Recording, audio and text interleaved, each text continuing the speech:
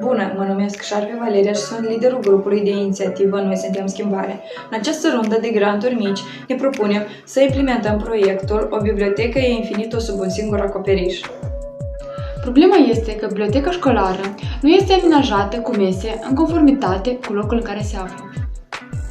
Se tot vorbește constant despre importanța și beneficiile cognitive pe care le provoacă lectura. Cu toții insistăm să se citească, doar că problema de care se ciocnesc elevii liceului teoretic Gheorghe Palade constă în faptul că locurile destinate pentru lectură sunt prea puține și nici acestea măcar potrivite pentru a savura buchiile. Probabil pentru unii aceasta nu ar părea o problemă, însă calitatea produsului rezidă numai decât și în detalii.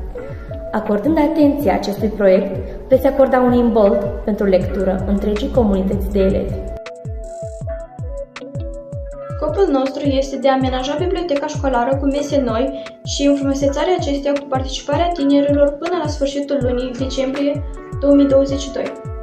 Obiectivul 1 este dotarea cu 5 mese a bibliotecii școlare până la sfârșitul lunii decembrie 2022.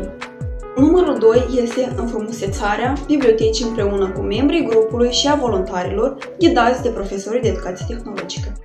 Obiectivul 3 este înființarea unui club al cititorilor coordonat de Consiliu și bibliotecară.